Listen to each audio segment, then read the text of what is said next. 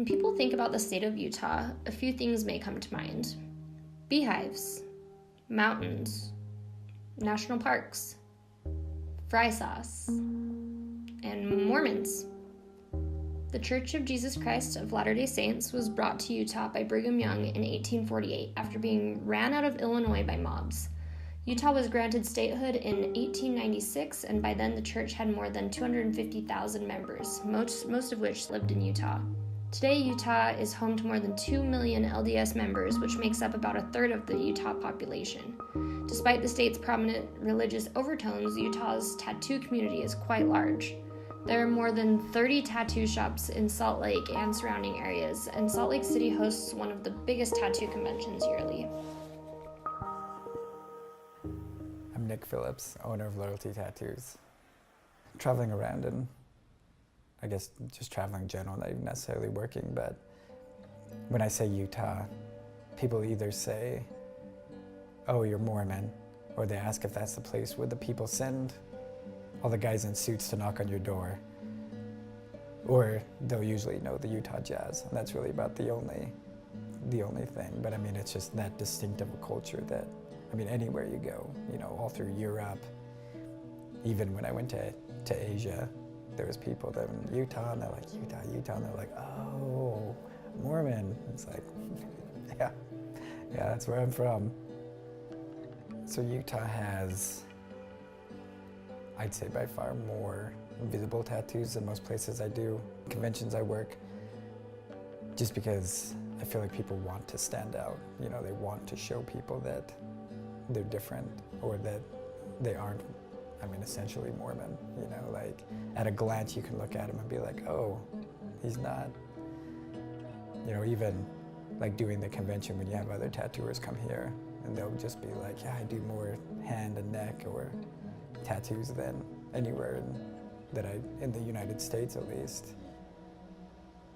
But I personally think that that's why, you know, it's just that there's such like a bubble here that everybody's kind of on the extremes, just to kind of stand out. I think a lot of people have, you know, preconceived notions about what somebody from Utah is or is not, and you know, and for someone who is not a member of the Church of Jesus Christ of Latter-day Saints, I could see that as a possible motivation, is to try to, you know, make it abundantly clear, you know, I have nothing to do with, you know, with that faith.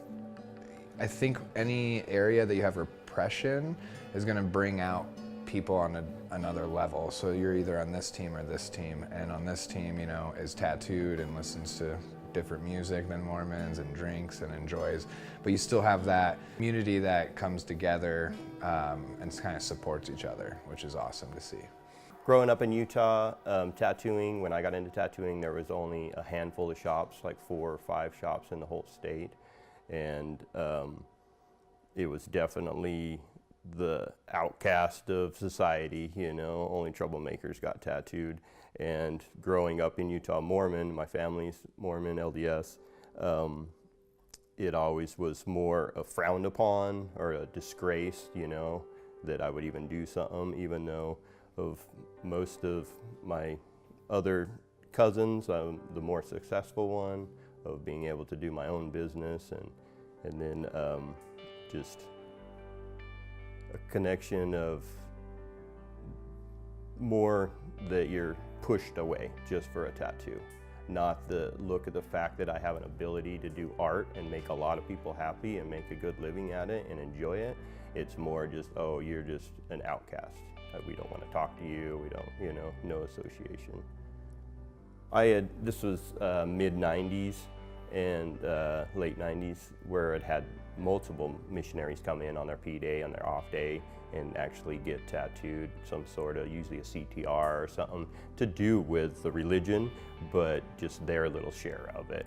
And then it seemed like when the popularity of tattoo kind of exploded once it became on TV, and then everybody sees it, and then everybody sees it in a different light, that all of a sudden everybody's getting tattooed, and not just little tattoos. This was kind of it went from just picking a popper off the wall to everybody wants a half sleeve or full sleeve. It was just a big boom. And then I think the church recognized that how many kids were getting heavily tattooed, and then it was at that point that they came forward and, you know, really spoke on it to discourage anybody from getting tattooed.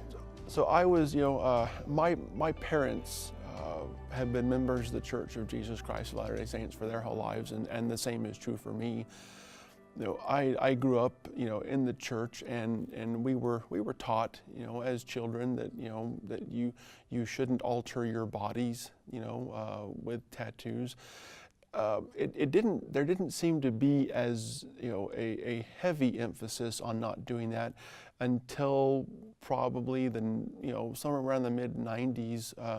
The current prophet of the church would have been President Gordon B. Hinckley. In one of his messages, I remember he specifically mentioned, you know, that we shouldn't tattoo our bodies. So I think that had something of an effect. Now comes the craze of tattooing one's body. I cannot understand why any young man or young woman, for that matter, would wish to undergo the painful process of disfiguring the skin with various multicolored representations of people, animals, and various symbols. With tattoos, the process is permanent, unless there's another painful and costly undertaking to remove it. Fathers, caution your sons against having their bodies tattooed. They may resist your talk now, but the time will come when they will thank you.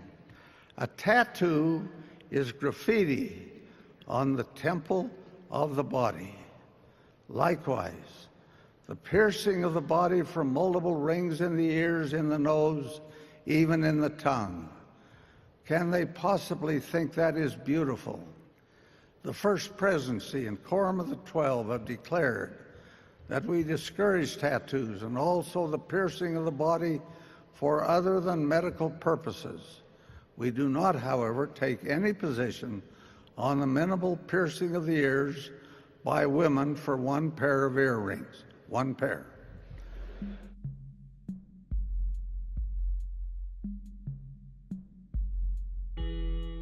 With Mormon or LDS families,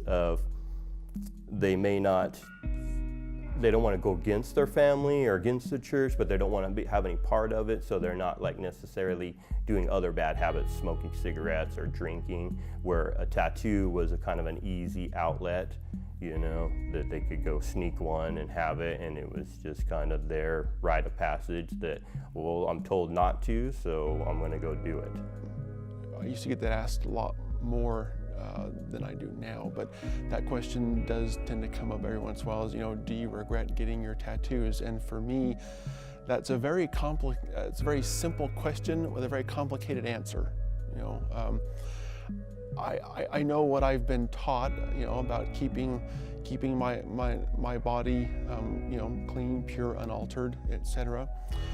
At the same time, I kind of like who I am, you know, and I like where I am in my life, and I recognize the fact that who I am today is the sum total of the life decisions that I've made. You know, not all of them have been good or positive, but that notwithstanding, every major life decision I've made has kind of led me to where I am here. So, you know, so it's for me, it's not as simple as, you know, do I regret my tattoos, because they are a part of the journey that has, you know, made me who I am today. And I'm certainly not perfect. You know, my wife could, you know, go on and on, you know, explaining a lot, you know, my laundry list of character flaws and such. But taken as a whole, I kind of like how I've turned out so far.